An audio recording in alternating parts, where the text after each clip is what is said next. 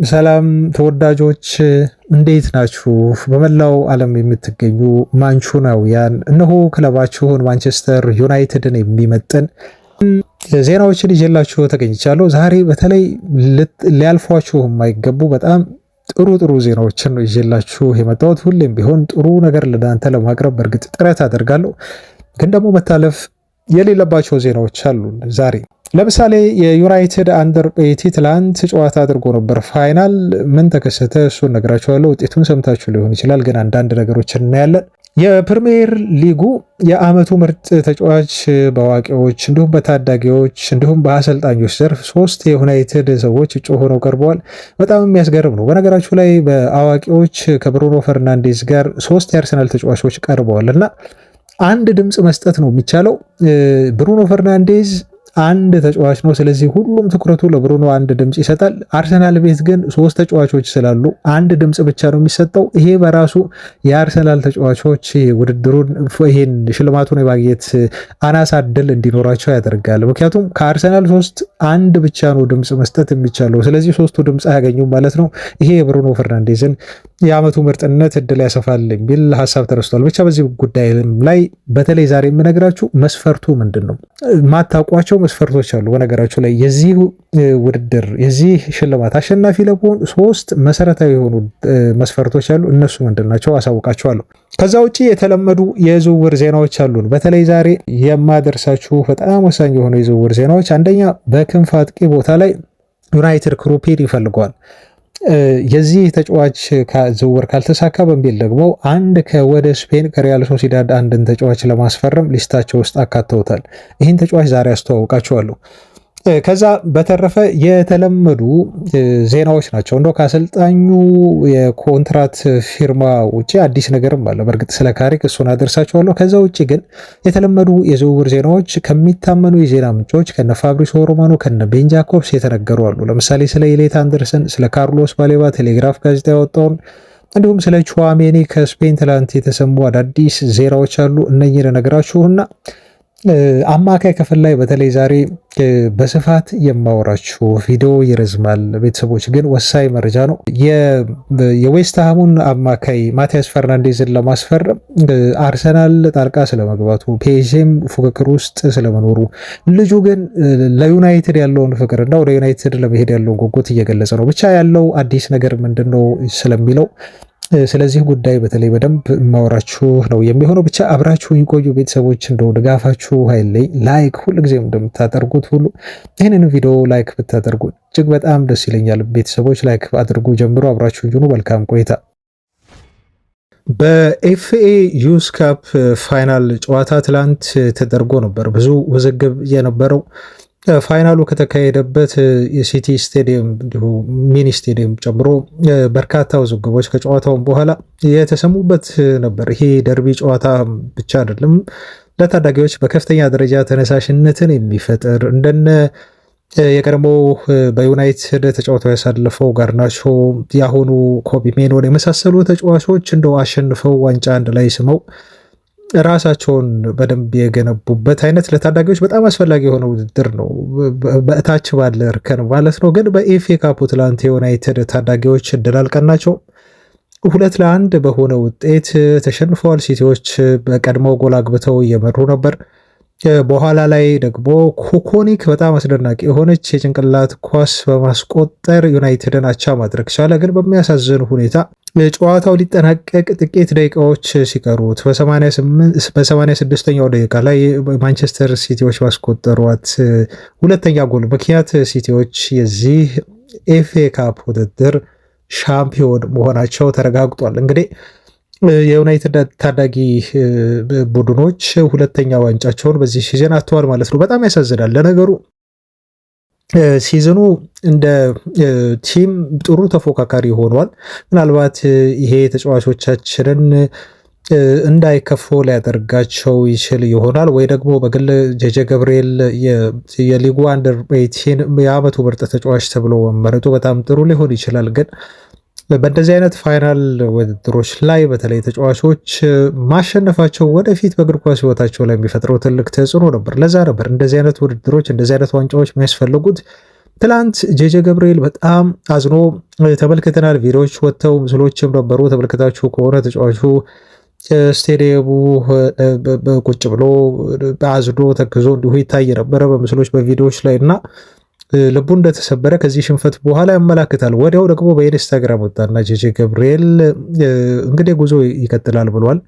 ድል እንዳለው ሁሉ ያው መሸነፍም አለ። እግር ኳስ ህይወቴ ደግሞ በዚህ አበቃም፣ ወደ ቀጣይ እግር ኳስ ህይወቴ ያው እሸጋገራለሁ በሚል ተጫዋቹ እረፍት እስኪያደርግ ድረስ እንደጓጓ ግን ሽንፈቱ ልቡን እንደሰበረው ነው ጄጄ ገብርኤል በኢንስታግራሙ ላይ እንዲሁ ፖስት ያደረገው።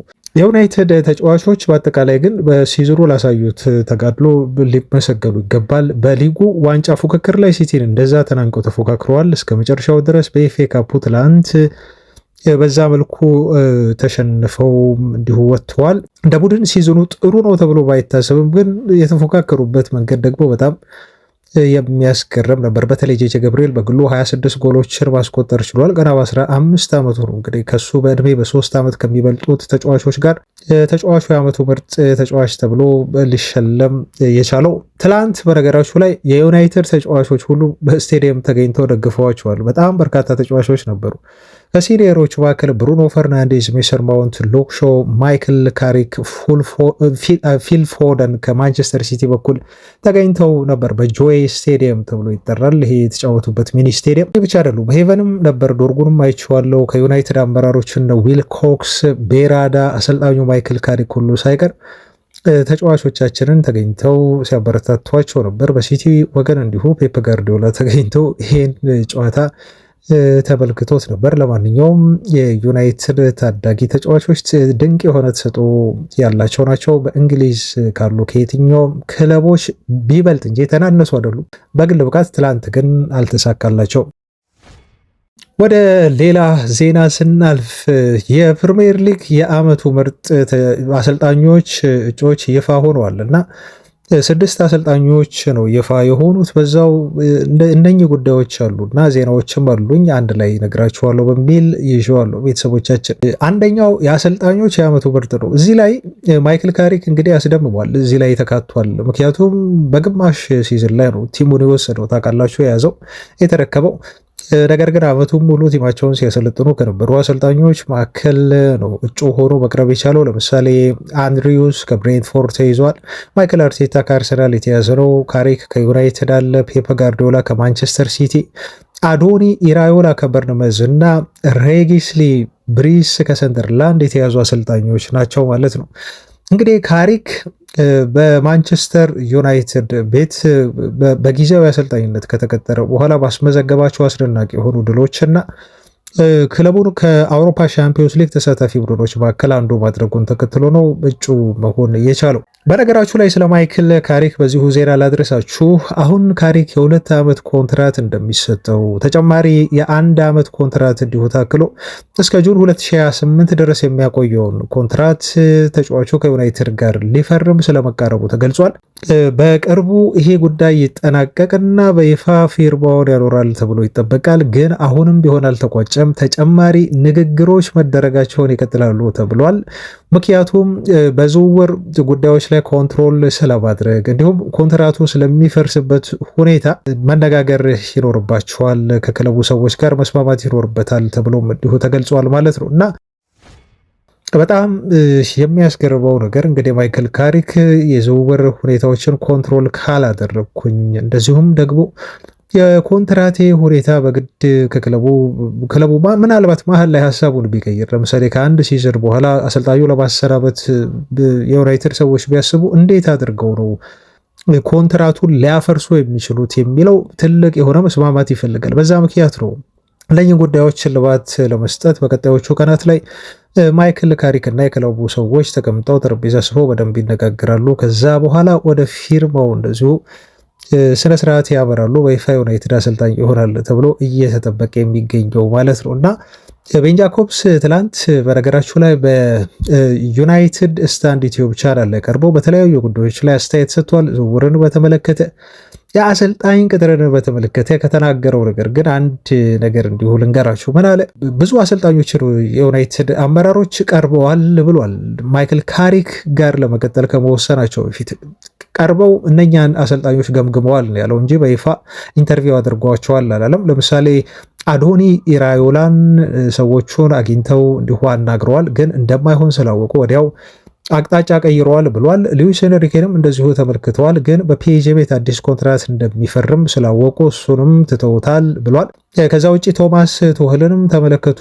ከእንግሊዝ ብሔራዊ ቡድን ጋር ውሉን ስላደሰ ደግሞ እሱንም ከፉክክር ውጭ አደረጉት። ከዛ ውጭ ደግሞ ኡናይ ኢምሬንም እንዲሁ ተመልክተውታል፣ መረጃዎችን አይተዋል፣ ኢንኳየር አድርጓል። ነገር ግን እንደማይሆን ሲያውቁ ከዚህም አሰልጣኝ ቅጥር ራሳቸውን አገለሉ ብሏልና ጥረቶች እንደነበሩ ነው እንግዲህ ቤን ጃኮብስ ያመላክተው ማለት ነው። እንዲሁም ሌላኛው ተአማኝ የነበረው አንዲ ሚትን የዴይሊ ሜል ጋዜጣ እንዲሁ ጸሐፊ ነው እና ከሚታመኑ ጋዜጠኞች መካከል ከእንግሊዝ አንዱ ነው። እንዲህ ብሏል።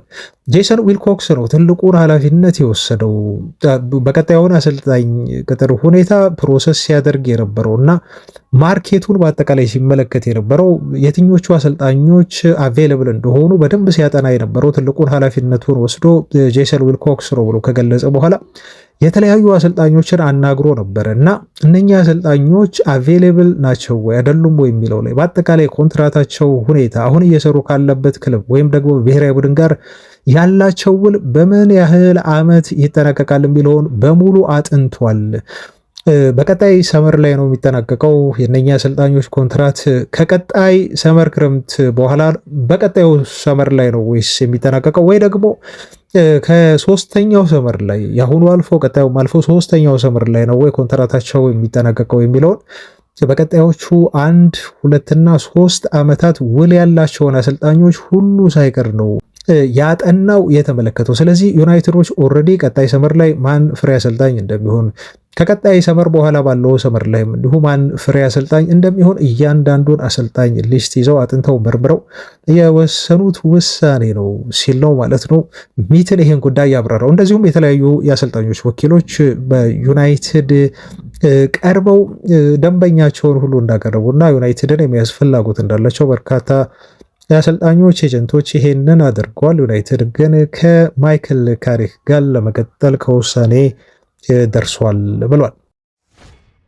በጣም ጥሩ የሆነው የሚያስደስተው ዜና እኔም የምስማማበት ከዚህ በፊት የነገርኳችሁ ነገር ግን ምንድነው ዘ አትሌቲክ ጋዜጣ ላይ የወጣ መረጃ ነው።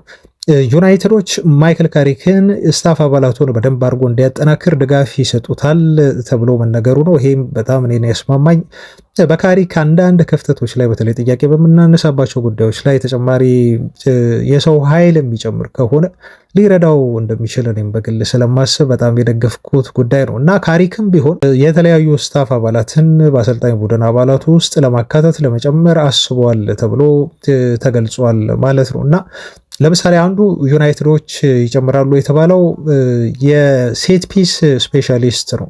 ይህንን ያደርጋሉ ተብሎ ተገልጿል። እንዲሁም ካሪክ ሌሎቹን ሙሉ የአሰልጣኝ ቡድን አባላቱን ከዚህ በፊት አብረው የሰሩትን ያምናቸዋል። ስለዚህ አብሮ ይቀጥላል ተብሏል። ለምሳሌ እንደ ስቲቭ ሆላንድ፣ እነ ጆን ሂቫንስ፣ ጆናታን ውድጌት እና የግብ ጠባቂዎች አሰልጣኝ የሆነው ክሬግ ማውሰን አብረውት ይቀጥላሉ።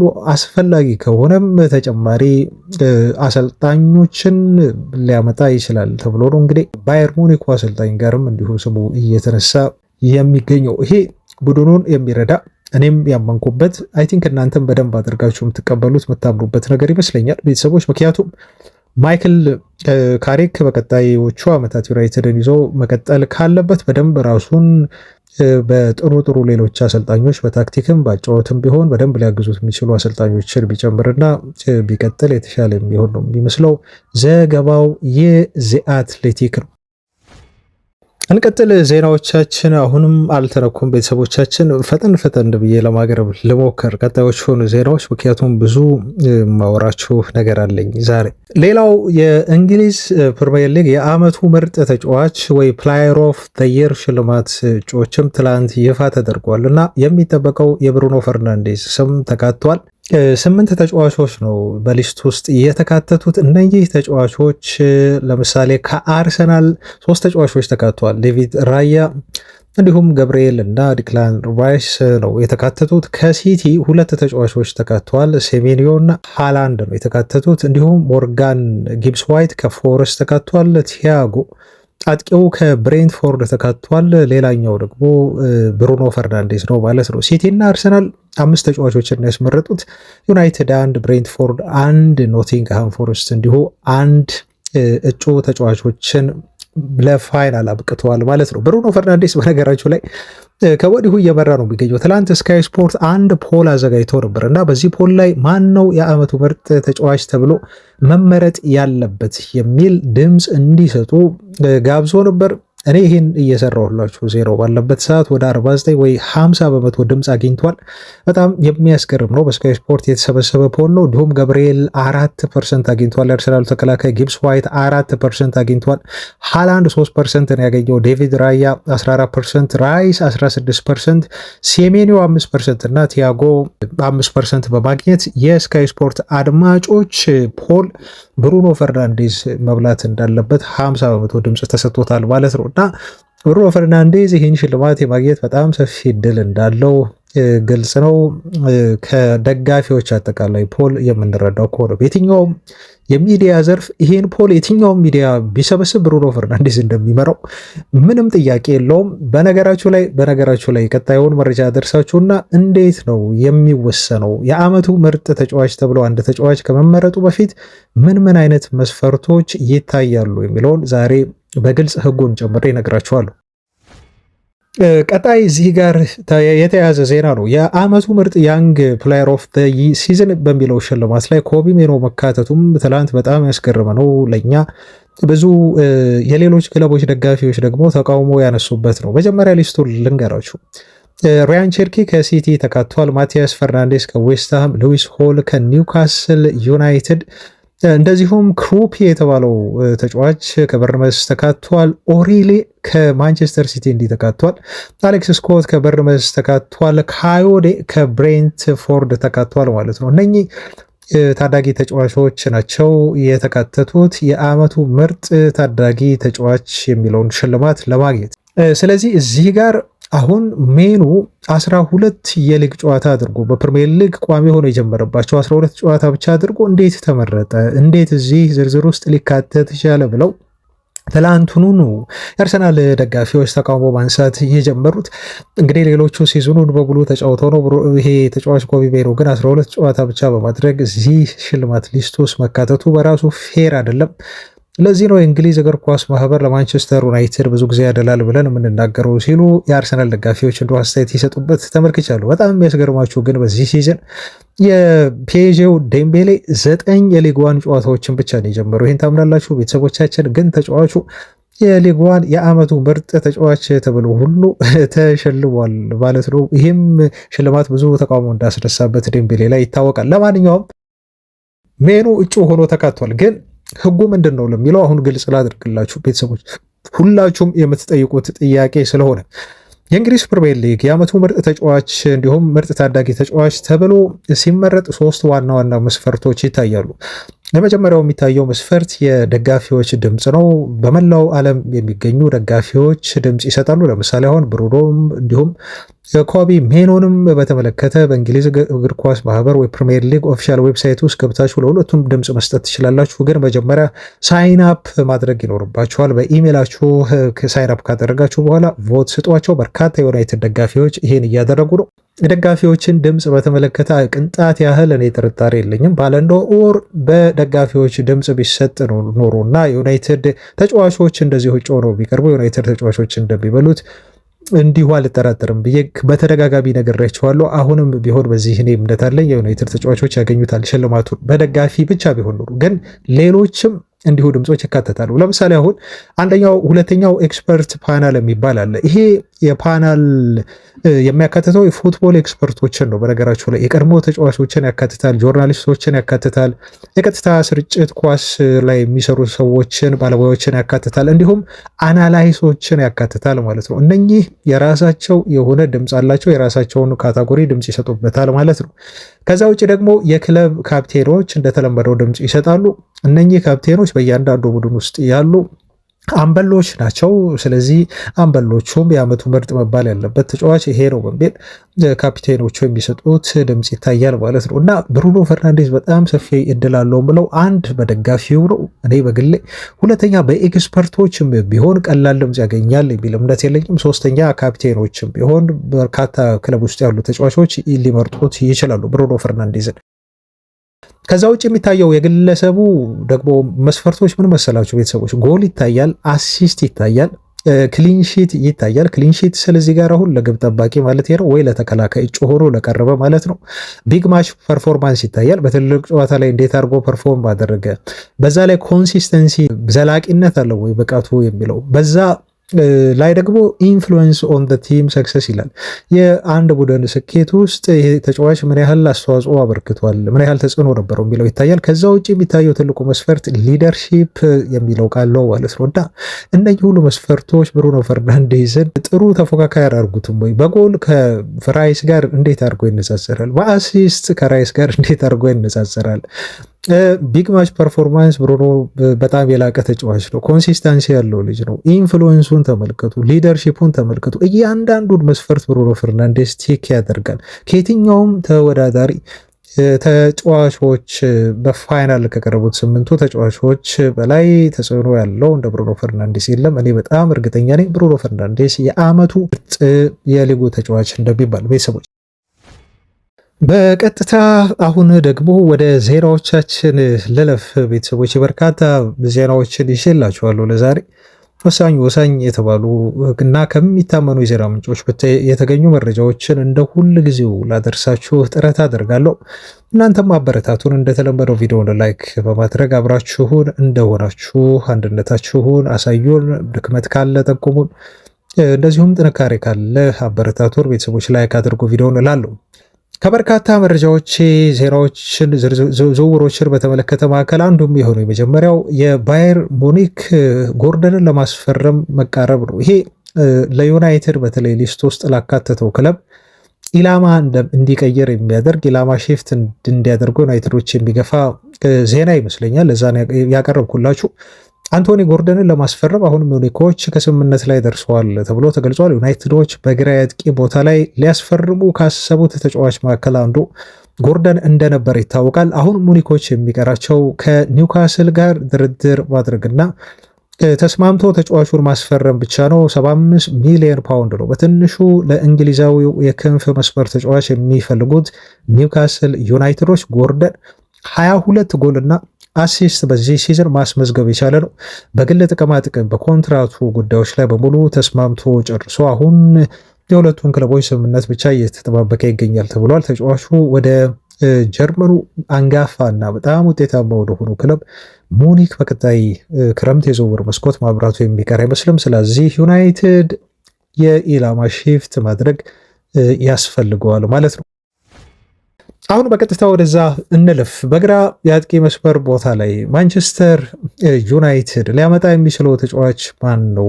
ሌላው ጥሩ የሆነ አማራጩ ብላችሁ ካላችሁ ጁኒየር ክሩፒ ተብሎ የሚጠራ ልጅ ነው እና ስለዚህ ልጅ በተለይ ሰሞኑን በርከት ያሉ ዜናዎች እየወጡ ነው የሚገኙት። ግን እንደው ከሚታመኑ የዜና ምንጮች መረጃውን እናገኝ በሚል ሁኔታውን አቆይተናል። ግን አሁን አሌክስ ክሮክ የተባለው ጋዜጠኛ ስለዚህ ተጫዋች የዩናይትድ ፍላጎት እና አጠቃላይ ምን እንደሚመስል ይህን ልጅ የማስፈረም ዕድላቸው ዩናይትዶች ምን ያህል እንደሆነ ማብራሪያ ስለሰጠ ይህን ጉዳይ በደንብ እንመልከትላችሁ። ማንቸስተር ዩናይትዶች ስካውቶቻቸውን ሁሉ ልከው በርንመዞች ኒውካስል ዩናይትድን 2-1 ባሸነፉበት ጨዋታ በኢሊ ጁኒየር ክሩፒ እንቅስቃሴን ተመልክተው ተመልሰዋል ብለዋል። በእርግጥ ይህን ተጫዋች ብቻ ለመመልከት አይደለም ወደ ስፍራው አምርተው የነበረው በቀጥታ ምክንያቱም ከበርንመዝ የሚፈልጓቸው ሌሎችም ተጫዋቾች አሉ። በተለይ 2 ተጫዋቾች ይገኛሉ። እነኚህ ተጫዋቾች አማካዮች ናቸው። ከነኚህ ተጫዋቾች ውጭ ግን ትልቁ ትኩረታቸው የነበረው የክሩፒን እንቅስቃሴ መከታተል እንደሆነ ነው ጋዜጠኛው የገለጸው ማለት ነው። 19 ዓመቱ ነው ይሄ ተጫዋች። በማንቸስተር ዩናይትድ የተፈለገበት ትልቁ ምክንያት ቨርሲቲሊቲ የሚለውን መስፈርት ስለሚያሟላ ነው ተብሏል። የ9 ቁጥር አጥቂ ሆኖ መጫወት ይችላል። ለቤንጃሚን ሼሽኮ ጥሩ የሆነ ከቨር መሆን ይችላል ልጁ። ከዛ ውጭ ደግሞ ከግራ የተነሳ የማጥቃት ሚና ተሰጥቶት መጫወት የሚችል ልጅ ነው። በቀጥታ ጆሹዋ ዘርክዚ ክረምት ላይ ዩናይትድን ሲለቅ የዘርክዚ ምትክ ይሆናል ተብሎ በማንቸስተር ዩናይትድ ለዝውውር እየተፈለገ ያለ ተጫዋች። ነገር ግን ይሄ ማለት ተጫዋቹን ለማስፈረም ዩናይትድ ፉክክር የለበትም ማለት አይደለም። ቀጣዩ ኬላን ምባፔ የተባለ የሚሞካሸውን የ19 ዓመት የአጥቂ ተጫዋች ለማስፈረም በእንግሊዝ ታላላቆቹ ክለቦች ፍላጎት አላቸው። ለምሳሌ ሊቨርፑል፣ ቼልሲ እንዲሁም ማድሪድ ከስፔን እና ከፈረንሳይ ፒኤስጂ ተጫዋቹ ፈላጊ እንደሆኑ ተገልጿል። በጣም የሚያስገርማችሁ ግን ይህን ልጅ በርንመዞች ያስፈረሙት ከሊዮሬንት ከተባለ የፈረንሳይ ክለብ ነው። ክሩፒን ከዛ ሲያስፈርሙት በጣም ትንሽ ገንዘብ ነው ያወጡበት፣ በኋላ ነገራችኋለሁ።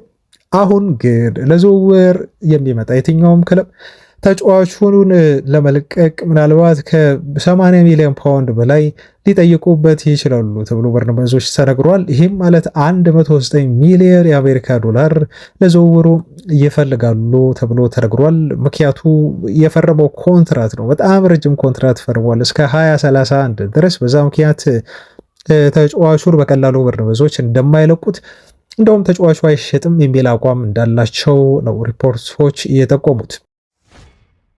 የበርንመዙ ሄድ ኦፍ ፉትቦል ኦፕሬሽንስ ቲያጎ ፒንቶ የተባሉ ሰው ስለዚህ ተጫዋች ጉዳይ ደግሞ ትላንት አንድ አስተያየት ሰጥተዋል። እንደዚህ አሉ። ክሩፒ ጁኒየር በቀጣይ ክረምት ላይ በፍጹም ክለባችንን አይለቅም ሲሉ ለፈላጊዎቹ ማንቸስተር ዩናይትድ እና ለሌሎች ክለቦች ቁርጥ ያለ ሀሳባቸውን አካፍለዋል። ኮንትራቱን ተመልከቱ። የረዥም ዓመት ኮንትራት ነው ያስፈረምነው። አሁን ብቻ እንኳን የ4 ዓመት ቀሪ ኮንትራት ተጫዋቹ አለው። ሙሉ ላይ ደግሞ ምንም አይነት የመልቀቂያ ሂሳብ አላካተትንም። ስለዚህ ተጫዋቹ የትም አይሄድም። ምንም እንኳን 100 ሚሊዮን ዩሮ ብታቀርቡ እንኳን ተጫዋቹን በፍጹም አንድ ለቀውም በርንመዝን ለቆ አይሄድም ብለው አስተያየታቸውን በግልጽ አስቀምጠዋል ማለት ነው። እንግዲህ ይህን ተናገሩ ማለት መቼስ አይሸጥም ማለት እንዳልሆነ ነው የምናስበው። ምክንያቱም ቤን ጃኮብስ ከዚህ በፊት በዩናይትድ ዩቲዩብ ስታንድ ቻናል ላይ ቀርቦ በበርንመዝ በኩል አንሰለበል ተብሎ የተቀመጠ ተጫዋች አይደለም። ጥሩ ጥያቄ የሚመጣ ከሆነ በርንመዞች ይህን ተጫዋች ሊሸጡት እና ዘውሮ ሊያጤኑበት ይችላሉ ብሎ ስለገለጸ የሚያስገርመው ነገር ምን መሰላቸው? በርንመዞች በጣም የሚገርሙ ተጫዋቾችን ባለፈው ክረምት ላይ ሸጠዋል። ግን እነሱን የተኩበት መንገድና ለመተካት ያወጡት ገንዘብ እጅግ የሚያስገርም ነው። ለምሳሌ ክሩፒን 19 ዓመቱ ነው ብያቸዋለሁ። የአጥቂ መስመር ተጫዋች ነው። ሲያስፈልግ ወደ ክንፍ ይወጣል። ይህንን ተጫዋች ያመጡት ባለፈው ሰመር ላይ ነው። ገና 1 ዓመቱ ነው። 32 ጨዋታ አድርጎ ግን 12 ጎሎችን በማስቆጠር ምንም አሲስት የለውም።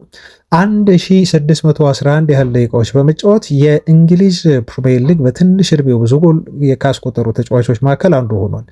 ተጫዋቹ ከሜሰን ግሪንውድ በኋላ ማለት ነው። ለዝውውሩ የከፈሉት ሎሬንት ለሚባለው ክለብ 13 ሚሊዮን ዩሮ ነው። ታምናላችሁ ይሄን ቤተሰቦቻችን? አሁን 13 ሚሊዮን ዩሮ ባለፈው ክረምት አስፈርመውት ነው 100 ሚሊዮን ዩሮ ብታቀርቡ እንኳን ይህንን ተጫዋች በፍጹም አንሸጠውም እያሉ በርንመዞች በዚህ መልኩ እየተናገሩ የሚገኙት። ሌላው ራያን የተባለ ብራዚላዊ ተጫዋች አላቸው። 19 ዓመቱ ነው። ይህንንም ተጫዋች ዩናይትድ ይፈልገዋል ተብሎ ተገልጿል። ይሄ ደግሞ ራይት ዊንግ ቦታ ላይ ነው የሚጫወተው።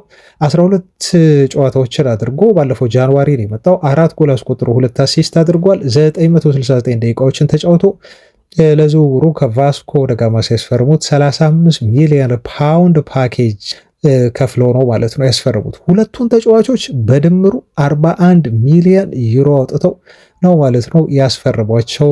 ባለፈው ክረምት ላይ ተጫዋቾችን ቢሸጡም ግን በዚህ መልኩ በጣም ብልጥ የሆነ ኢንቨስትመንት በማድረግ እነኛን ተጫዋቾች ተክተዋቸዋል ማለት ነው። እንግዲህ ዩናይትድ መልማዮች እንደው ወደ በርንመዝ ሄደው ወይ ወደ ብራይተን ሄደው ተጫዋቾቹን በ100 ሚሊዮን ዩሮ ከመግዛት ይልቅ ለምን ቀደም ብለው እነኚህ ተጫዋቾች ብራዚል ሳሉ ወይ ደግሞ ፈረንሳይ ሊግዋን እየተጫወቱ መልምለው ወደ ዩናይትድ አላመጡትም የሚለው ነው ትልቁ ጥያቄ መጠየቅ ያለበት የሚመስለኝ። ለማንኛውም ይሄን ተጫዋች ዩናይትድ ይፈልገዋል፣ ነገር ግን በርንመዝ አይሸጥም እያለ ነው የሚገኘው። ዩናይትድ ደግሞ በአጥቂ መስመር ላይ አንድ ተጫዋች እንደሚያስፈርም እነ ስካይ ስፖርትን ጨምሮ በግዢ ሊስታቸው ውስጥ ከያዟቸው ቦታዎች ተጫዋች ለማስፈረም አንዱ እንደሆነ እናውቃለን። ስለዚህ ክሩፒ ወደ ዩናይትድ ይመጣል አይመጣም የሚለውን በቀጣይ ዜናዎችን እየተከታተልን ወደ እናንተ የምናደርስ ይሆናል። አሁንም ከግራ የአጥቂ ቦታ አልወጣንም ቤተሰቦቻችን፣ ምክንያቱም ዩናይትዶች አማራጮችን እየያዙ አማራጮቻቸው እየሰፋ አዳዲስ ተጫዋቾችን እያካተቱ ይገኛሉ። ለምሳሌ ጎርድ ቅድም ነግራችኋለሁ ወደ ሙኒክ የሚያመራ ይመስላል። ክሩፒ እንደዚሁ በበርንማውዝ አይሸጥም እየተባለ ነው። የዳያሞንዴ ጉዳይ ደግሞ አዲስ ኮንትራት ይፈርማል ተብሎ እየተገለጸ ነው ያለው። ይሄ ተጫዋች ፈላጊዎቹ በተለይ በጣም ብዙ ናቸው። ለተጫዋቹ ከፍተኛ የሆነ የዝውውር ገንዘብ ይጠየቃል። በዛ ምክንያት ዩናይትዶች አንድ አዲስ የክንፍ አጥቂ ተጫዋች ለማስፈረም ሊስታቸው ውስጥ አካተዋል ተብሎ ተገልጿል። ይህን ተጫዋች ላስተዋወቃችሁ፣ አንደር ባሬኔት ሴአ ተብሎ ይጠራል። ይሄ ልጅ የሚጫወተው ለሪያል ሶሲዳድ ነው። የክንፍ መስመር አጥቂ ነው። ከግራ የተነሳ የሚያጠቃ ልጅ ነው። በዩናይትድ የግዢ ሊስት ውስጥ እንደተካተተ ነው በጣም የሚታመኑ ጋዜጦች፣ በተለይ ከስፔን ማርካ ትላንት የዘገበው። 24 ዓመቱ ነው። ስፔናዊ ነው። ይሄ ተጫዋች ለማንቸስተር ዩናይትድ ፕሮጀክት፣ ለረዥም ጊዜ ፕሮጀክት በተለይ ተስማሚ ነው ተብሎ በክለቡ አመራሮች የታመነበት ነው ተብሎ ተገልጿል። አንደር ባሬኔቲያ በሪያል ሶሲዳድ እስከ 2030 ድረስ የሚያቆይ ኮንትራት አለው። ለተጨማሪ 4 ዓመት በስፔሩ ክለብ ይቆያል ማለት ነው። ትልቁ አሁን ዩናይትድን ለዝውውሩ እንዲጋበዙ ያደረጋቸው ሶሲዳዶች ልጁን ለመሸጥ ቀጣይ ክረምት ላይ ዝግጁ መሆናቸው እንደሆነ ነው የተነገረው። ስታቱን ስናይ ብዙ አይደለም ቤተሰቦች፣ 29 ጨዋታ አድርጎ 3 አስቆጥሮ እንዲሁም 5 አሲስት ማድረግ የቻለ ነው። ግን እንደ ከክንፍ እየተነሳ እንደሚያጠቃ ተጫዋቹ ያለው ችሎታዎች ለሱ ማስቆጠር አሲስት ማድረግ ብቻ ሳይሆን የተቃራኒ ቡድን ተከላካዮች የሚረብሽ ነው ተብሎ ነው የተገለጸው። ባለፈው ካስታወሳችሁ በኮፓ ዴላሪ ፋይናል ጨዋታ ከአትሌቲኮ ማድሪድ ጋር ሲጫወቱ በ14ኛው ሰከንድ ላይ ነበር ተጫዋቹ ጎል ማስቆጠር የቻለው። ይህም በከፍተኛ ፍጥነት እንደው ገና ጨዋታው እንደጀመረ በፍጥነት የተቆጠረች ጎል ተብላ በዋንጫ ፍጻሜ ላይ እንዲሁ ራሱን በታሪክ ሪከርድነት ውስጥ አስመዝግቧል። ከዛ ውጭ 4ኛ ኮፓ ዴላሬ ዋንጫቸውን ሶሲዳዶች እንዲያነሱ ማገዝ መርዳት የቻለ ልጅ ነው ማለት ነው። እንግዲህ የሚያስገርመው 2-2 አቻ ያጠናቀቁ መደበኛውን ጨዋታ ከአትሌቲኮ ማድሪድ ጋር፣ ከዛ በፔናልቲ ነው 4-3 በሆነ ውጤት አሸንፈው ሪያል ሶሲዳዶች ሻምፒዮን የሆኑት። የዚህ ልጅ አስተዋጽኦ ታዲያ ለዚህ ሻምፒዮንነታቸው ትልቅ ድርሻ የሚወስድ አስደናቂ ተጫዋች ነው። ግን የሚያስገርመው ምን እንደሆነ ታውቃላችሁ ቤተሰቦቻችን? ሪያል ሶሲዳዶች አሁን የሊጉ ላይ የመውረድ ስጋት ሁሉ አለባቸው። ይሄ ነገር ደግሞ ምንድን ነው መሰላችሁ? ትላንት ደረጃ ሰንጠረዡን ሳይ ሪያል ሶሲዳድ የመውረድም ስጋት አለበት፣ የአውሮፓ ሊግ ላይ የመሳተፍም እንደዚሁ ተስፋ አለው። ሁለቱንም በአንድ የያዘ ነው። እንዴት ሊሆን ይችላል ልትሉ ትችላላችሁ። ለምሳሌ ሪያል ሶሲዳድ 8ኛ ደረጃ ላይ ተቀምጦ 44 ነጥቦችን ነው የያዘው። 18ኛ ላይ የተቀመጠው ከሱ በ10 ደረጃዎች የሚያንሰው ሌቫንቴ 39 ነጥብ አለው። ልብ በሉ 44 እና 39 በሁለቱ ክለቦች መካከል የ5 ነጥብ ልዩነት አለ። 19ኛ ላይ የተቀመጠው ዢሮና ደግሞ 39 ነጥብ አለው እኩል ማለት ነው። ስለዚህ ሪያል ሶሲዳድ 8ኛ ደረጃ ላይ ሆኖ በስፓኒሽ ላሊጋ የመውረድም ስጋት አለበት፣ ወደ ላይ የመውጣትም እንደዚሁ እና ወደ አውሮፓ መድረክ የመሳተፍ እድል አለው ማለት ነው። የሚያስገርም የደረጃ ሰንጠረዥ ነው የዘንድሮ የስፓኒሽ ላሊጋ ፉክክር። እንቀጥል ቤተሰቦች፣ ብዙ መረጃዎች አሉኝ ዛሬ። አሁንም ገና ነው አልተነኩም። በሁለት ቪዲዮ ከማቀርብ እንደው በአንድ ቪዲዮ መጨረስ አለብኝ። በአንድ ቪዲዮ ልጨርሰው ቢረዝምባችሁም እንግዲህ ታግሳችሁ ወይ ቪዲዮን አውርዳችሁ ወይ ቤት በከፊል ሰምታችሁ ቤት ደግሞ ስትገቡ ወደም እንድትሰሙት በሚል በአንድ ቪዲዮ ባቀርበው ይሻላል በሚል ነው። እንግዲህ አሁንም ብዙ መረጃዎችን ዛሬ ረዘም ሊል ይችላል። ስለዚህ በትዕግስት አዳምጡ። በጣም ጠቃሚ የሆኑ መረጃዎች ስለሆኑ ዩናይትድን በተመለከተ አቀርብላችኋለሁ ማለት ነው። ላይክ ማድረጋችሁን ግን እናንተም እንደ ሁሉ ጊዜው እንዳትረሱ በድጋሚ ላስታውሳችሁ። ወደ አማካይ ዜናዎች ነው የምናልፈው። ቅድም ቼልሲዎች በአንድ የክንፍ መስመር ተጫዋች ላይ ይፎካከሩናል ብዬ ስላችሁ ነበር። ይሄ በስፔናዊው የክንፍ መስመር ተጫዋች ጉዳይ ሳወራ ማለት ነው። ቼልሲዎች አሁንም ዩናይትድን የሚፎካከሩት በክንፍ ተጫዋች ብቻ አይደለም። ከበርንማውዝ አሌክስ ስኮት የተባለ እንግሊዛዊ አማካይ ስፍራ ተጫዋች አለ። ቅድም ስለ ክሩፒ ሳወራ ዩናይትዶች ኒውካስልና በርንመዝን ጨዋታ ሲያደርጉና በርንመዞች ሲያሸንፉ መልማዮቻቸውን ልከው ከተከታተሉት ተጫዋች መካከል ኩሩፒ አንዱ ነው። ግን ደግሞ ታይለር አዳምስ የተባለም ልጅ አለ፣ አሌክስ ስኮት የተባለም ልጅ አለ። በተለይ አሌክስ ስኮት አስገራሚ የሆነ ጎል አርሰናል ላይ ያስቆጠረ ልጅ ነው። ካስታወሳችሁ ኢምሬት ላይ አርሰናልን ሲያሸንፉ ወደ አውሮፓ መድረክ እንደው ኢራውላ ተሳክቶለት በርንመዝ የሚገባ ከሆነ አንዱን የአውሮፓ መድረክ ውድድር እንዲሁ የሚያሳካ ከሆነ ከሚወደሱና ከሚደነቁ ተጫዋቾች መካከል አንዱ አሌክስ ስኮት ነው። አማካይ ቦታ ላይ የሚያደርገው እንቅስቃሴ በርካታ ትልልቅ ክለቦችን ትኩረት የሳበ ነው። ካሪክ በተለይ ይወደዋል ተብሏል። ካሪክ ያደንቀዋል። ይህን ተጫዋች በተለይ ያለው ኢነርጂ ካሪክን የሳበው የማረከው ነገር ነው ተብሏል። ፕላስ ደግሞ ቴክኒካል ኳሊቲ ያለው በዛ ላይ ደግሞ ቨርሳታይል ነው። ልጁ በፈለገው ቦታ ላይ ሊያጫውተው ይችላል። በ8 ቁጥር በ10 ቁጥር ሊያጫውተው ይችላል ማለት ነው እና ይሄ ቨርሲቲሊቲው የማይክል ካሪክን ቀልብ ገዝቷል ተብሎ ነው የተነገረው እና የካሪክ ተመራጭ ነው። ካሪክ አሁን ኮንትራት ፈርሞ የዩናይትድ ቋሚ አሰልጣኝነትን ስራ ሊይዝ ነው እና በግሉ ከወደደው እሱ ይህን ተጫዋች ሪኮመንድ የማድረግ ሀሳብ እንደሚኖረው ነው ብዙዎች የሚያምኑት። ግን ዩናይትድ ብቻ አይደለም የሚፈልገው፣ ቼልሲ ይፈልገዋል፣ ሊቨርፑል ይፈልገዋል፣ ኒውካስል ዩናይትዶች እንዲሁ የተጫዋቹን ሁኔታ በጣም በቅርበት ሆነው እየተከታተሉ ነው የሚገኙት። ቼሪስ ተብለው የሚጠሩት በርንመዞች ደግሞ አዲስ ኮንትራት ሰጥተው ረጅም ዓመት በማስፈረም ይሄን ታዳጊ እንግሊዛዊ ተጫዋች በክለቡ ለረጅም ዓመት እንዲቆይ ለማድረግ እና ትልቁ ዓላማቸው በርንመዞች ይታወቃሉ። ኦፍኮርስ በረጅም ዓመት ከክለቡ ጋር እንዲቀጥል ሳይሆን ከፈላጊ ክለቦቹ ማሸሽ ነው። ኮንትራት በማስፈረም ለዝውውር የሚመጡ ክለቦችን ከፍተኛ የሆነ የዝውውር ገንዘብ መጠየቅ ዋነኛ ዓላማቸው ይመስላል። ይህን ነገር አጠናክረው ገፍተውበታል ነው የተባለው። ልጁ በክለቡ አዲስ ውል እንዲፈርም እየሰሩ ነው የሚገኙት፣ እያባበሉት ይገኛሉ። ይህን ተጫዋች አሁን አዲስ ኮንትራት ሳይፈርም እንደው ዩናይትድ ላስፈርም ቢል በትንሹ 40 ቢሊዮን ፓውንድ ሊያስወጣው እንደሚችልና በዩናይትድ የገዢ ዝርዝር ውስጥ ከተካተቱ ባለፈው ስንነግራችሁ ከ13 አማካዮች መካከል በሊስት ውስጥ የተካተተ ዩናይትድ ሪያል የሆነ ኢንተረስት ያለው የአማካይ ስፍራ ተጫዋች ነው። የበርንመዙ የአማካይ ስፍራ ተጫዋች አሌክስ ስኮት እንግሊዛዊው፣ ብዙ ፉክክር ግን ዩናይትድ አለበት ቼልሲን ጨምሮ ተብሎ ተገልጿል። ወደ ፋብሪዞ ሮማኖ እና ቤን ጃኮብስ አስተያየት እንደለፍ። ሁለቱም ስለ ዝውውር ያወሩት ነገር አለ። እሱን ልነግራችሁ ፈልጌ ነው። ፋብሪዞ ሮማኖ ለምሳሌ እንዲህ አለ። ማንቸስተር ዩናይትዶች አሁን በሊጉ የደረጃ ሰንጠረዥ ላይ እንደ ወይቱ ጋር ሆኖ እንደማያጠናቅቁ ከሞላ ጎደል ኦልሞስት ታውቀዋል ብሏል። ዩናይትድ ያው በሊጉ የደረጃ ሰንጠረዥ 3ኛ ሆኖ ለመጨረስ 1 ነጥብ ብቻ እንደሚበቃው ታውቃላችሁ እና ቡድኑ የፊታችን እሁድ ጨዋታ ያደርጋል። ይህን ጨዋታ የምናደርገው ከፎረስት ጋር ነው። 8 ሰዓት ተኩል የሚደረግ ጨዋታ ነው።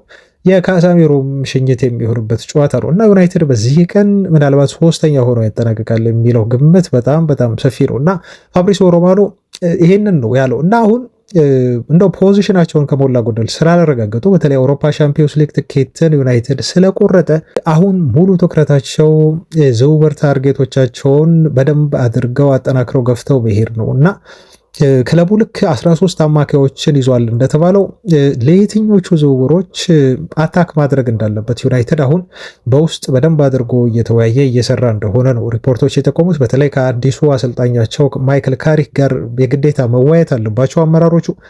በጣም አስቸኳይ የሆነ የቦርድ ስብሰባ ያደርጋሉ በዚህ ሳምንት ተብሎም እየተጠበቀ ይገኛል። በካሪክ ቅጥር ላይ ብቻ ሳይሆን ክለቡ በቀጣይ ክረምት ላይ ስለሚያዘዋውራቸው ተጫዋቾች በጣም ጠለቅ ያለ ውይይትና ግምገማ እንደሚያደርጉ ይጠበቃል።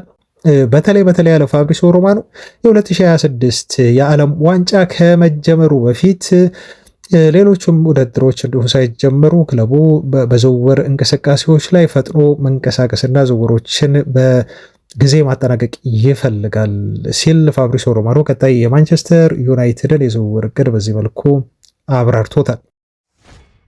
ቤን ጃኮብስ በበኩሉ በዩናይትድ ስታንድ ዩቲዩብ ቻናል ላይ ቀርቦ እንደተለመደው ትላንት ሰፊ የሆነ ማብራሪያ ሰጥቷል እና ብዙ ነገር ላይ ነው የተናገረው። ግን እንደው ለእናንተ የሚመጥኑ ብዙ ያላወራንባቸው ወይም ደግሞ ብናወራባቸውም እንደው ማጠናከሪያ ይሆናሉ ብዬ ካሰብኳቸው አንዱ ጉዳዮች መካከል ስለ ኢሊየት አንደርሰን የተናገረው ነገር ነው።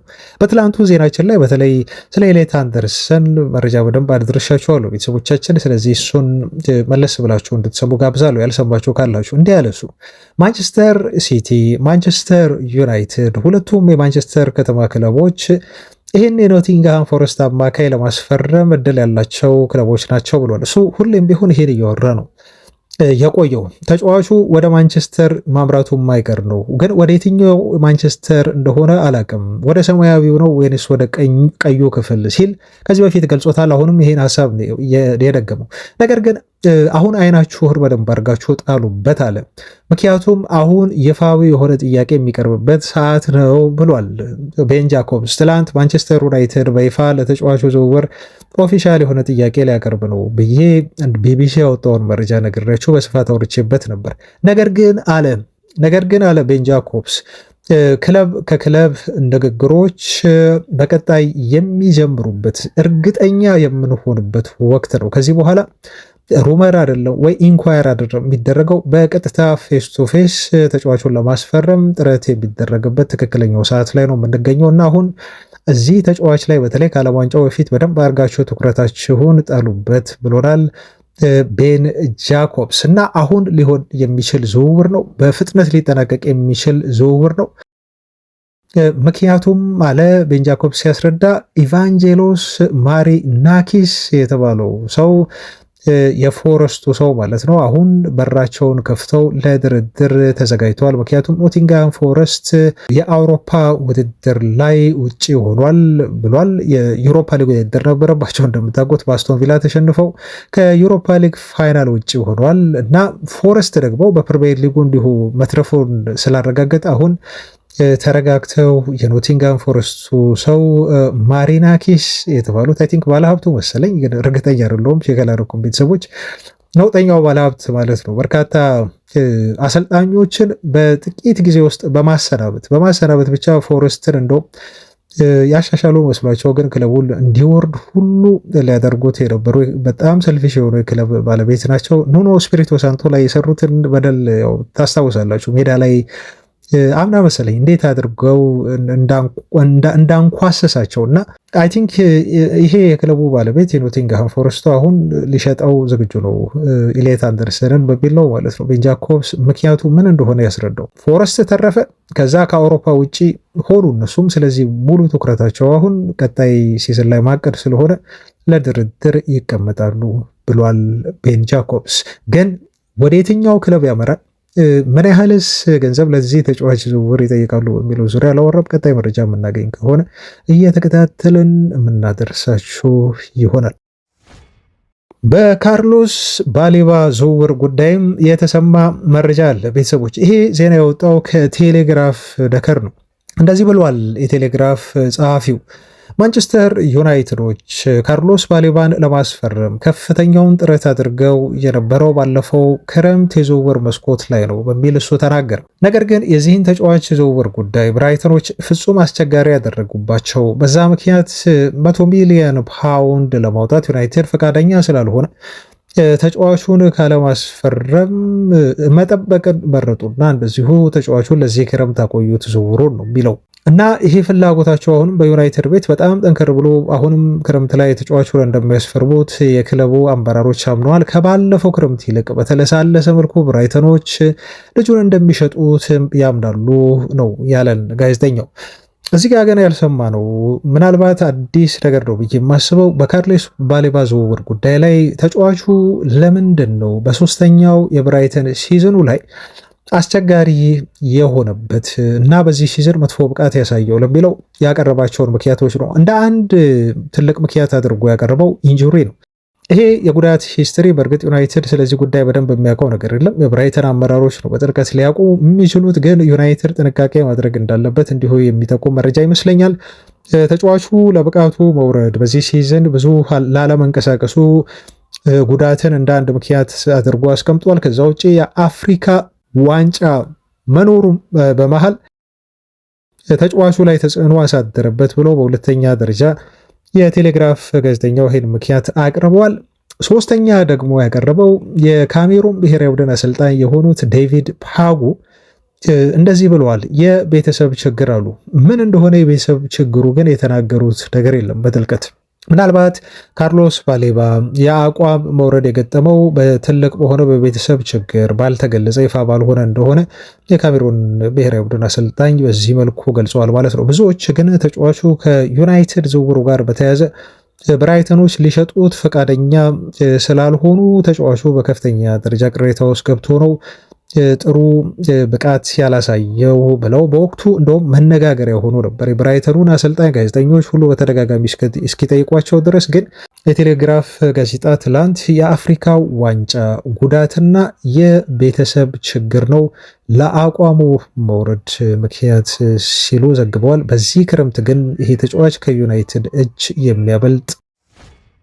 ወደ ኦሪሊየን ቹዋሜኒ ዜና እንለፍ።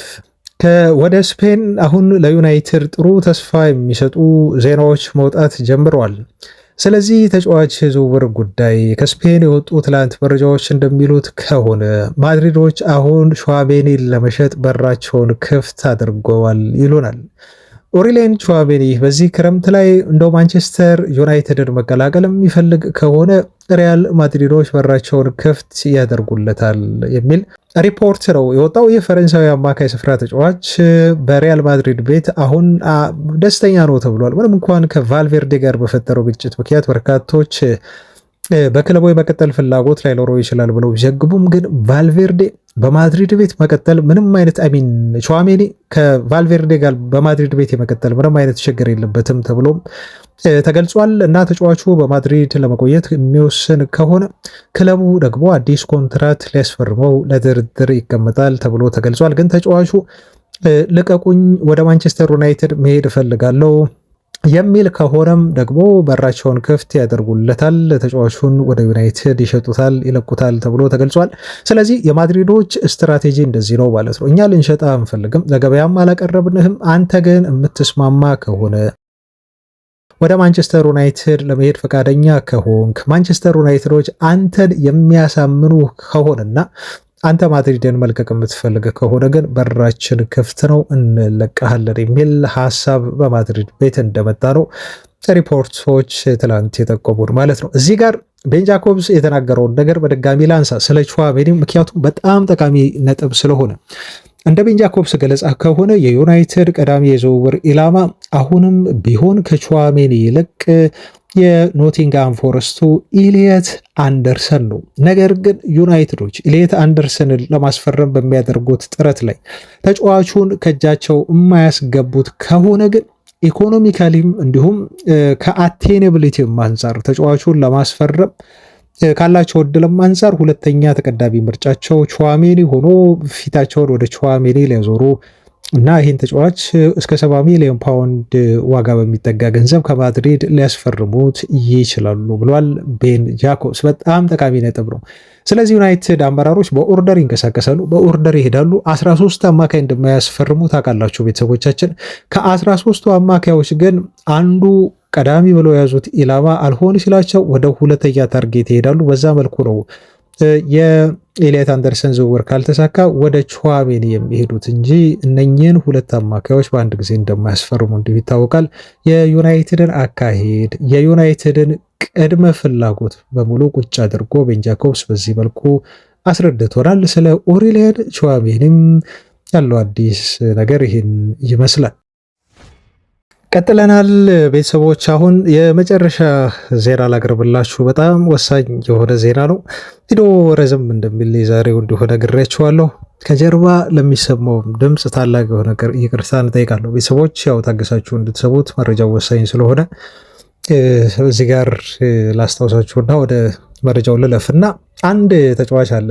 ይሄ ተጫዋች በጣም በጉጉት አሁን የምንፈልገው በተለይ ብዙ ደጋፊዎች ስታቱን ካዩ ተጫዋቹን በደንብ ከገመገቡት በኋላ ማቲያስ ፈርናንዴዝ ወደ ዩናይትድ እንዲመጣ ግፊቱ በጣም ተበራክቷል እና ይህን ልጅ በተመለከተ ትላንት በሰዓታት ልዩነት መረጃዎች ሲወጡ ነበር። በጣም ብዙ መረጃዎች ነው የወጡት። እነኚህን መረጃዎች አሁን ሰብሰብ አድርጌ እንደው መልክ አስይዤ ወደ እናንተ ላቀርብ ወሰንኩኝ። አንደኛው ትልቁ መረጃ ወይም የዜናው ትልቁ ነገር ምንድነው? ዩናይትድ ይህን ተጫዋች ለማስፈረም በሚያደርገው ጥረት ላይ ሌሎች ተፎካካሪ ክለቦች መምጣታቸው ነው።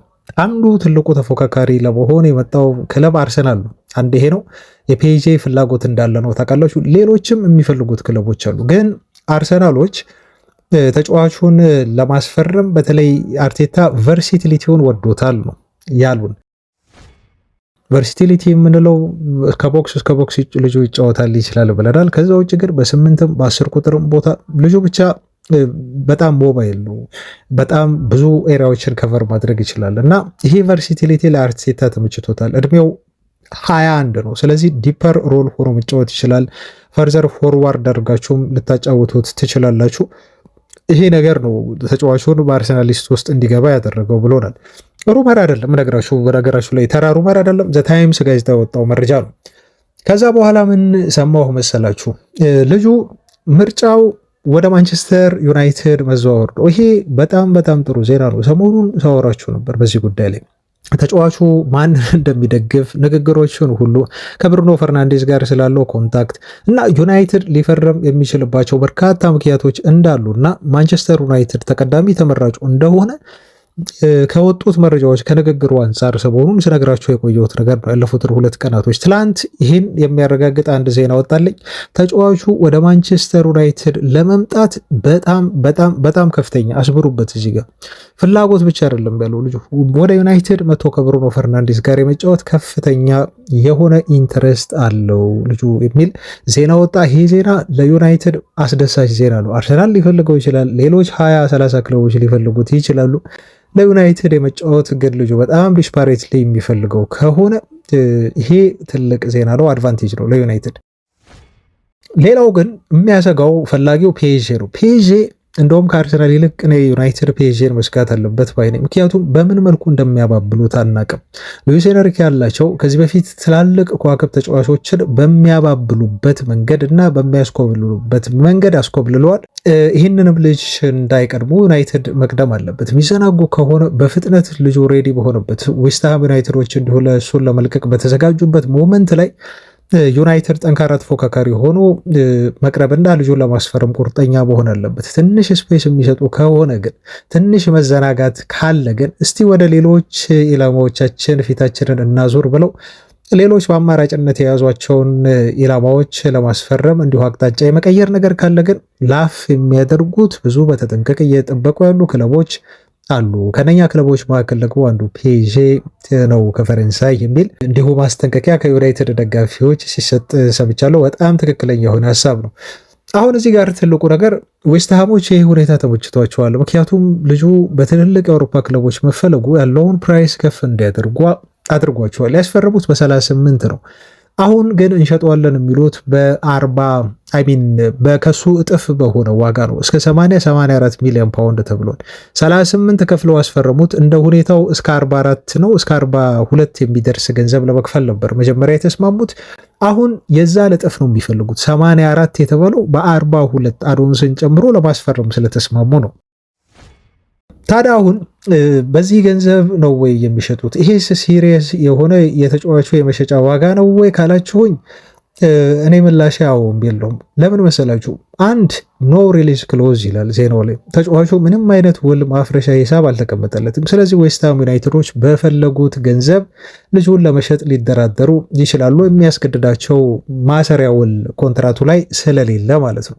ትልቁ ተስፋ ግን ትላንት ቤን ጃኮብስ ወጥቶ በዩናይትድ ዩቲዩብ ስታንድ ቻናል ላይ አስተያየት ሲሰጥ ምናልባት በ60 ሚሊዮን ፓውንድ አለሱ ከ60 እስከ 70 ሚሊዮን ፓውንድ ምንም እንኳን 84 ሚሊዮን ፓውንድ ነው የሚፈልጉት ቢባልም ከ60 እስከ 70 ባለው ገንዘብ ይሸጡታል የሚል እምነት አለኝ እና ሞር ሪያሊስቲክ የሆነ የተጫዋቹ መሸጫ ዋጋ ነው ብሎ እሱ ይሄን አስቀምጦታል። 60 ፊክስድ የሆነ ዋጋ ማለት ነው። እንዲሁም 70 የሚደርሰው ደግሞ ፕላስ 10 ሆኖ ቦነሶችን ጥቅማጥቅሞችን ሲጨምር እስከዚህ ያህል ገንዘብ ድረስ ተጫዋቹን ለመሸጥ ዌስትሃም ዩናይትዶች ዝግጁ ናቸው። ከዚህ በላይ ዩናይትድም ቢሆን አያወጣም። ትክክለኛ ዋጋው በ60 እና በ70 ሚሊዮን ፓውንድ መካከል ነው ሲል ቤን ጃኮብስ ይህን ጉዳይ አብራርቶታል ማለት ነው። በተለይ ዌስትሃም ዩናይትዶች ከሊጉ የሚወርዱ ከሆነ ነው ያለው። ሊጉ ላይ የሚቆዩ ከሆነ ምናልባት ተጨማሪ ገንዘብ ስለሚያገኙ በቀጣይ ልጁን አንሸጥም 80 ካልከፈላቸው ከዛ በላይ አምጡ የማለት ባህሪ ሊኖራቸው ይችላል። ግን የሚወርዱ ከሆነ ግዴታ ገንዘብ ስለሚያስፈልጋቸው ዌስትሃም ዩናይትዶች በ60 ሚሊዮን ፓውንድ ፊክስድ ዋጋ ሊሸጡት ይችላሉ ብሏል። ስለዚህ 80 ስላሉ 80 ዩናይትድ ማውጣት አለበት ማለት አይደለም። እስከ 60 ሚሊዮን ፓውንድ ድረስ ሊገኝ ይችላል ብሏል ቤን ጃኮብስ።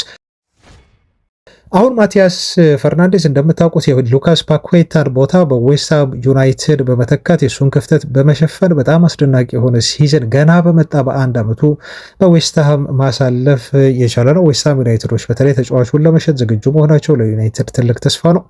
የልጁ ፍላጎት እንዳለ ሆኖ ግን የሉዊስ ኤንሪኬ እና የፒኤስጂን ጉዳይ ዩናይትዶች በቅርበት መከታተልና ሉዊስ ኤንሪኬ ልጁን እንዳይቀማቸው በከፍተኛ ደረጃ ጥንቃቄ ማድረግ አለባቸው ተብሎ ተገልጿል። ብዙዎች እንደውም የዦዋው ኔቬስን ጉዳይ ያስታውሱታል። ፒኤስጂዎች ማቲያስ ፈርናንዴዝን አስፈረሙ ማለት የዦዋው ኔቬስን ጉዳይ ዩናይትድ ላይ ይደግሙታል ማለት ነው ሲሉም ደጋፊዎች ከወዲሁ ያላቸውን ስጋት እየገለጹ ነው የሚገኙት። ምክንያቱም ፒኤስጂዎች ተጫዋቹን ፈለጉት ማለት በእርግጠኝነት ጥሩ የሆነ የስካውቲንግ ዲፓርትመንት አላቸው። ሉዊስ ኤንሪኬ ይህን ተጫዋች አምጡልኝ፣ አስፈርሙልኝ፣ እፈልገዋለሁ፣ ለእኔ ያጫወት ተስማሚ ነው ብሎ ካለ የሆነ ነገር ተጫዋቹ ስላለው ነው እና ሉዊስ ኤንሪኬ እና ፒኤስጂ ስለፈለጉት ብቻ የተጫዋቹ ብቃት በጣም ምርጥ እንደሆነ አመላካች ነው እና ዩናይትድን በደንብ ገፍቶ መሄድ አለበት። ይህን ተጫዋች ሳይቀድሙ ፔጅዎች ቀድሞ ማግኘት አለበት የሚሉ የተለያዩ ሀሳቦች እየተነሱ በዊልኮክስ እና በቪቪን ላይ ከፍተኛ ጫናና ኃላፊነት የዩናይትድ ደጋፊዎች በማህበራዊ ድረገጽ ከወዲሁ እየገለጹ ነው የሚገኙት ሀሳባቸውን ማለት ነው። ከዛ ውጭ ተጫዋቹን ከዓለም ዋንጫው በፊት ማስፈረም የሚያስፈልግበት ትልቁ ምክንያት ምናልባት ከፖርቹጋል ብሔራዊ ቡድን ጋር ልጁ በቋሚነት የመሰለፍ እድል ተሰጥቶት ወይ ተቀይሮም እየገባ ተጽዕኖ ማሳደር መፍጠር የሚችል ከሆነ የተጫዋቹ የመሸጫ ዋጋ ከዚህ በላይ ሊኖር ይችላል እና ዌስትሃም ዩናይትዶች ከልጁ የሽያጭ ድርድር ወይም ጨረታ ከፍተኛ ገንዘብ ለማግኘት ጥረት ስለማያደርጉ ዩናይትድ ዝውውሩ ሊከብደው ይችላል። ስለዚህ ነው ቀደም ብሎ ተጫዋቹን ማስፈረም የሚያስፈልገው የሚል የመከራከሪያ ሀሳብም በዚህ ተጫዋች ጉዳይ ላይ ተነስቷል። ካስታወሳችሁ 2024 ላይ ፔጅዎች ጆዋው ኔቬስን አስፈርመዋል። ይሄን ያስፈረሙት ደግሞ ኡጋርቴን ሸጠው ባገኙበት ብር ነው። ከዚህ በፊት ብዙ ጊዜ አውርተንበታል በዚህ ጉዳይ እና ማንቸስተር ዩናይትዶችም አሁን በልጥ መሆን መቻል አለባቸው። ይሄን ልጅ ቀድመው ከሉዊስ ኤንሪኬ መዳፍ መቀማት አለባቸው ተብሎ ተገልጿል። በወቅቱ እንደውም ኔቬስ የተባለው ተጫዋች ለቤኔፊካ ነበር የሚጫወተው በነገራችሁ ላይ እና ዩናይትድን ሊቀላቀል ከጫፍ ደርሶ እንደነበረ ነገር ግን በኋላ ላይ ወደ ፒኤስጂ እንደተቀላቀለ ተጫዋቹ በቅርቡ በሰጠው አስተያየት ይሄን አረጋግጧል። እንዲህ አለ። በማንቸስተር ዩናይትዶች በኩል ከፍተኛ ፍላጎት በወቅቱ ነበር። ጥያቄያቸውን በጥንቃቄ እንዲሁ እያጤንኩት ነበር። ምክንያቱም እንደ ማንቸስተር ዩናይትድ ያለ ትልቅ ክለብ ሲፈልግህ በክለቡ ታሪክና እንዲሁ ታላቅነት ምክንያት ዝውውሩን ሳታጤንበት ማለፍ በጣም ከባድ ነው ይላል ኔቪስ። ስለ ፕሮጀክቱ ከብዙ ሰዎች ጋር ስለ ዩናይትድ ተነጋግሬ አውርቼ ነበር። ከብሩኖ ፈርናንዴዝ ጋር ሁሉ ሳይቀር አውርቻለሁ። በፕሪሚየር ሊግ ውስጥ ስለመጫወት ማሰብም እንዲሁ ጀምሬ ነበረ። ኦልትራፎርድ እያንዳንዱ ወጣት እግር ኳስ ተጫዋች መጫወት ከሚያልመው ስቴዲየሞች ውስጥ አንዱና ዋነኛው ነው። ነገር ግን በመጨረሻ ፒኤስጂ በጣም ጠንክሮ እንቅስቃሴ ያደረገ፣ ከዩናይትድ በላይ በዝውውሩ ላይ ገፉ። ሁሉም ነገር በፍጥነት ነው የተፈጸመው። በወቅቱ በፒኤስጂ የነበረውን ፕሮጀክት አዳመጥኩ፣ ተመለከትኩ። ለቀጣይ እግር ኳስ ሕይወቴም በጣም ትክክለኛው እርምጃ መሆኑ ከዛ ጊዜ በኋላ ተሰማኝ። ይህ ውሳኔ ግን ለማንቸስተር ዩናይትድ ያለኝን ክብር በፍጹም አልቀየረውም። ምክንያቱም በዓለም እግር ኳስ ከታላላቅ ክለቦች መካከል አንዱ ማንቸስተር ዩናይትድ ነው። አንዳንድ ጊዜ ግን በእግር ኳስ ውስጥ ለአንድ ውሳኔ በጣም ቅርብ ትሆናለህ እና ለመወሰንም እንዲሁ ትገደዳለህ። ከዚያ ግን በድንገት ሁሉም ነገር ሲቀየር ትመለከታለህ። የሆነውም ይሄ ነው በማለት ነው እንግዲህ ኔቬስ ምን ያህል ማንቸስተር ዩናይትድን ለመቀላቀል ተቃርቦ እንደነበረ፣ ነገር ግን በኋላ ላይ ፔጅዎች ተጫዋቹን ይበልጥ አሳምኖት በፕሮጀክታቸው ምክንያት ከዩናይትድ ይልቅ ፔጅን መርጦ ወደ ፔጅ እንዳመራ፣ ይሄ ማለት ግን ስቲል አሁንም ለማንቸስተር ዩናይትድ ትልቅ ክብር እንዳለው ተጫዋቹ ራሱ በአንደበቱ ያረጋገጠበትን ቃለ መጠይቅ የሰጠው። ታዲያ በርካታ የዩናይትድ ደጋፊዎችም ይሄ ነገር እንዳይደገም ዩናይትዶች ሳትቀደሙ ቅደሙ ይሄን ልጅ እያሉ የማንቸስተር ዩናይትድ አመራሮችን እንዲሁ ዝውውሩን በፍጥነት እንዲፈጽሙ በማህበራዊ ድረገጽ እየገፋፉ ነው የሚገኙት። በተለይ ትልቁ ሀሳባቸው ሄንሪክ ይሄን ልጅ ከፈለገው ዝም ብሎ አይደለም የሚፈልገው። ቴክኒካሊ ተሰጥኦ ስላለው ታክቲካሊም ቢሆን ተጫዋቹ በጣም የሚረዳ ገና በለጋ እድሜው ትልቅ ተስፋ ያለው ተጫዋች በመሆኑ የፒኤስጂዎች ዝውውሩ ላይ ጣልቃ መግባት ዩናይትድ በፍጥነት ዝውውሩን እንዲፈጽም ሊገፋፋው ይገባል እያሉ አስተያየት ሰጥተውበታል። የአርሰናል ፍላጎት እንዳለ ሆኖ ለማንኛውም ቤተሰቦቻችን ይህን ይመስላል። የዛሬውን ዜና ረዘም አደረጉባቸው ቤተሰቦች፣ ጊዜያችሁን ከወሰድኩ ታላቅ ይቅርታ ጠይቃለሁ። ግን ደግሞ ስለምንወደው ዩናይትድ እንደው እናወራ ብንል ከዚህም በላይ 24 ሰዓት የምናወራባቸው መረጃዎች አሉ። እየመረጥን ስለምናወራ ነው። ስለቆያችሁ አብራችሁኝ ግን ሁሌም ቢሆን ስለምታበረታቱኝ እጅግ በጣም ምርጥ ለሆናችሁ የቻናል ቤተሰቦች ከልብ አመሰግናለሁ። ፋሚሊዎች ነገ አገኛችኋለሁ፣ ነገም እንገናኛለን። እስከዛ ግን ሰላም ሁኑልኝ ባይ